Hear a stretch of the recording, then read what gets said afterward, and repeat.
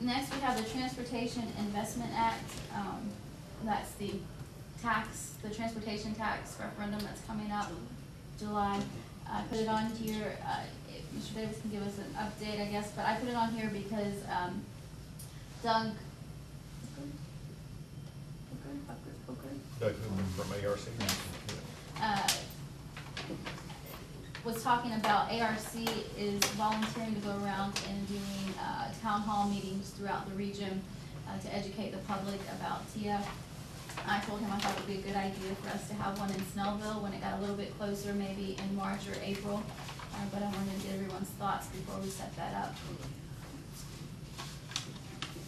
Does anybody have an objection to ARC putting on a town hall meeting about that? The list, staff is working on the list for us that we will be working on the projects. I think Mr. Davis had a meeting with that today. If anybody wants to ask any questions or update on that. Mr. Treadway carries the numbers around in his head better than I do. But we did have a meeting today over in Lawrenceville at GDOT, and I think it was pretty successful. We learned about the monies they're expecting to collect, the monies that are going to be left to distribute. Russell can address those. The project list that we came up with on our own, working on staff and just saying, you know, what would you want to do if you could do it? A lot of those projects are actually on the county list to be done, and they were on county streets, and we'd have had to coordinate with them anyway. So we can make another list. There will be another list. And today, someone who will not be mentioned by name arranged to volunteer me to be on the project list. So we do have a rep on the project list committee. Well, on the news today, they were saying that the emergency funds that Georgia, North Gwinnett, or the North area, especially Gwinnett, that they could have, the same money that we spent last year on the iced streets in the millions, about 5.5 something million, has not been spent, and the money looks like it's going to be going to projects similar to what you're talking about. So if we can somehow dig in and find out how we can utilize some of those extra funds that have never been spent, as we have, as Georgia has spent last year. This is, you'll remember, January 11th, I think it was a doomed day, then the streets were closed. So this is something that we could possibly tap into. Just probably gonna say a few things everybody knows, but just to kind of give you an idea of order of magnitude and the amount of work and coordination that's going on between the county and all the cities. Total for the whole Transportation and Improvement Act dollars within the entire region is a little over $8.6 billion. Now, 85% of that money goes to that big project list, and on that big project list is the 78 124 intersection improvements. So that obviously is very, very important to us. There are obviously a number of other projects that throughout Gwinnett County and throughout the region. Then there's what's known as the 15% money, and this is money that gets distributed back to the various local governments based on population and road mileage calculation that is made. And again, this is for every jurisdiction inside the entire Atlanta metro region. It's estimated that we will get, during that 10-year period, a little over $4.2 million that we can use for any of the projects we identify. The county at the same time will get approximately $142 million out of that same 15% money pot. They are much more advanced, I guess, or at least much more coordinated as far as identifying projects and having projects on a list and working through a process with them. Kind of make a long story short, and I'll be able to share whatever numbers you want to with me. But they are taking from that $142 million about 90, well actually 100 and so million dollars to fund projects that have come off of their list in the past because they were underfunded. For example, the 2009 SPLOST, the number of projects that were initially identified for the 2009 SPLOST didn't get funded because they didn't have enough money. They're proposing to use some of this 15% money to fund a number of projects that have already been identified and gone through a public vetting process that they use. That after they've gone through that, they're going to have about $35 million, $35.8 million left for new projects that aren't on any of these lists. They have, again, tentatively identified about $5 million that they're willing to split up and do joint projects with the cities. Now, they have a criteria that you're looking at. John will be serving on that committee that will further work on that criteria and begin to evaluate projects from all the cities and the county. So we'll have someone at that table when that discussion takes place. But between the $5 million and other projects that the county's going to do that are inside various city limits with some of this 15% money, they're going to be doing close to $20 million worth of projects inside cities with some of this 15% money. John's already made reference to a number of the projects we have identified, about $650,000 worth or so of projects we identified that are on that county list that will take place inside the city. So we think we're going to be getting a pretty good share of this. As John mentioned, we're working on trying to identify other projects for this $4.2 million. Give you an idea, the county and many of the cities are using some of that money for what they call maintenance money, which is basically resurfacing and improving some existing streets. That's one of the options. Some of the other cities are also using for more pedestrian-related projects, be they sidewalks or trails, things of that nature, and that's something that our staff has identified as well as some potential projects. But we are working on that list, and if this money does become available, there's certainly a lot of worthwhile projects in the city of Snellville, and we won't be able to fund them all. We'll be able to fund some of them. So we'll keep you posted as that develops. Thank you. Mayor Pro Tem Witz, charter changes. Yes, I have, we're going to have the amend the agenda this evening. We do have a charter change we'd like to. Resolution passed on this, and basically, this is one that takes the selection of the city attorney back to what it was, the way it was changed, the way I understand it, legally between 2005 and 2009.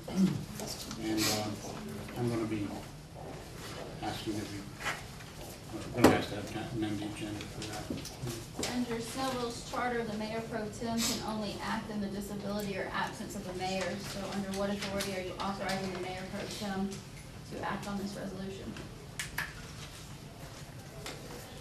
And we'll ask the mayor. We're going to ask still to put on the agenda to have the resolution brought forward. Now, let me ask a question. Now, I haven't read this. This is just new to me.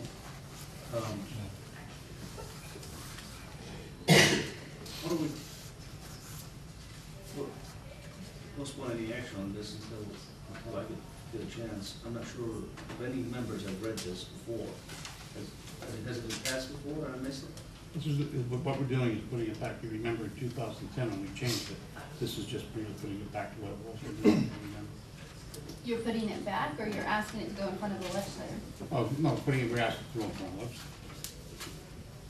Putting it in front of the legislator? Yes, that's why it was changed back in 2010, because in 2005 when it was changed without going in front of the legislature, so it was not official. So basically all we're doing now is we had to revert it back to the original charter. Now all we're doing is going to go ahead and ask the legislature to ratify the change for the mayor, for the city attorney. In order for there to be a charter change, we first have to take action with an ordinance. We can't pass a resolution asking the General Assembly to act. We have to first pass an ordinance, and then that needs to go in front of the General Assembly for approval. It's gotta start a committee first. So again, I'm asking you, by what authority are you authorizing this resolution? Let me ask our counsel for his opinion on that. It's a local legislation. It can be initiated by your resolution or really spontaneously by the local delegation. It's purely an act of the General Assembly. Normally, they prefer that it be initiated by the local government. And is an ordinance necessary? It's not. It doesn't change your code. It's a request for the charter to be amended by the local delegation. Well, all I'm asking is just give me time to kind of compare it to the last 2010 charter, just before we take any action on it today, so we can postpone it until March. No, we can't postpone it on the time of the legislature. What we can do, if you'd like, is we can ask for a special call meeting on Wednesday or Thursday to do it, if that would give you enough time. So you don't want to rush it, but in order for us to get through the legislature, we have to move on quickly. All I need is a little time. If we can do a special call meeting, Mayor, is that okay with you to do a special call meeting on this? I think it'll be fine. Just give me a little time to look at this and understand exactly what we're doing. Simply compare back to 2010's charter that we had. Request. Thank you very much. All right. And then when we do this, are you going to amend the resolution to take out the mayor pro tem language? No, we feel very comfortable that we're good with the mayor pro tem language. We feel very I comfortable. think that the mayor pro tem has the authority to act. Oh, you mean the mayor pro tem not here? I thought you meant the mayor pro tem election. I'll get with our council and see what it is. All right, LCI updates. Mr. Cartwright. Pass those for place tonight. Update report from Billy. He couldn't make it tonight. I gave him permission to take his bride out to dinner to celebrate their 42nd wedding anniversary. So I told him I thought I could give him the night off for that. We have nothing that's required executive session for, well, he would be here. But you can kind of follow down through here, just kind of an update of where we are. We still haven't received back from GDOT the supplement to our extension. Apparently it's lost at GDOT someplace, so they're still tracking it down. We have forwarded on to Mr. Powell's office checks for closing on parcel 21. On parcel 25, we have not received a response from the owner from the offer that was authorized on 2/13. We did receive an appeals letter on parcel 24. We're asking them for additional information so we can continue those negotiations. On parcel 10, we have not received a response from the owner since January the 20th. They have called with a few questions and are still working out some calculations on their side of the negotiations. Parcel 20, the owner is expected back in town and is supposed to call our consultant to schedule a meeting. Parcels 13 and 15, the cost of cure has been approved by GDOT and have been forwarded to the appraiser for his consideration to be included in the final report. Once that's completed, it'll be submitted to GDOT for review. And finally, on parcel 14, we've responded to some additional questions from the owner and expect a response very shortly. So again, we're moving forward with these. A lot of the time delays are waiting for responses back from owners and finally getting in contact with them. Again, we are moving forward and we will continue to report our progress. Any questions for Mr. Cartwright? Yeah, let me ask a question here. My friend behind me there, Mr. Tony Powell, received checks. How's that? What's this? How's that? How's Mr. Tony Powell's firm? When we started on this on the LCI and the property right-of-way acquisition is when Tony was city attorney, and I discussed with the mayor when the transition was made, since Tony was already working on these projects, to maintain his firm until we completed with those. Great. Any other questions? Okay. That concludes our work session. Does anyone have anything for the agenda setting to put on the March 12th agenda?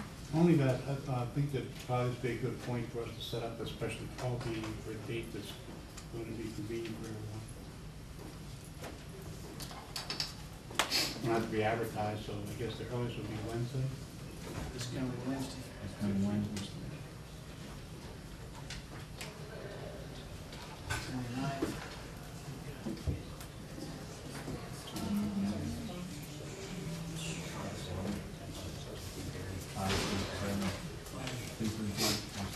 Time? 6:30.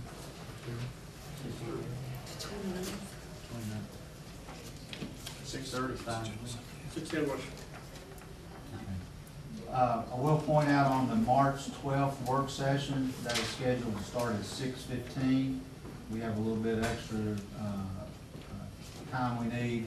The Market Street Services folks will be here with their competitive profile, so we wanted to give them a little bit extra time, so we will need to start that meeting at 6:15. I'd like to add one other thing on the agenda setting is the sidewalks. I brought this up, the sidewalks in front of the South Gwinnett High School, extending it all the way up to, as far as we can, towards Skyline, Quick Trip possibly. The sidewalks are not done. I still continue to see kids and still see people with strollers and bikes and riding on 78. And this is a major accident waiting to happen. I know we just finished with the service delivery, so I hope this can be an item that can be of great importance for everyone, that we can push that and hopefully figure out what we can do. I know there's some homeowners, possibly some businesses that can be contacted to kind of remedy this issue. But I'd like to see some sidewalks done.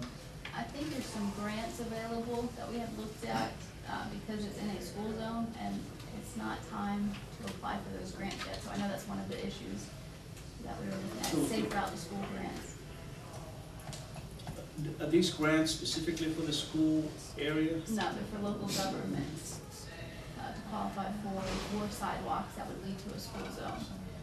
What would be the best thing for council to suggest? Postpone this request until? I think it's something staff's working on, so. We keep an eye on the grants. We've actually applied for grants for sidewalks near the school over the last, well, up until we were not qualified because of the SDS. We have pretty consistently applied for those grants.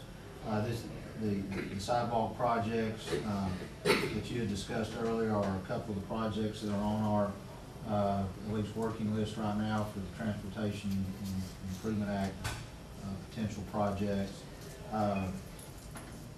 This one in particular is as everyone knows, is on a state highway. And so one of the things that was discussed a little bit at the staff level was whether or not something like this, if it wasn't eligible for state grants, if there were possibly some direct state funding allocation that maybe we could try to get at some point in time as well. So it's not off the radar screen completely, but certainly council wants to make this a high priority and task the staff to be very aggressive about it, and certainly welcome that direction.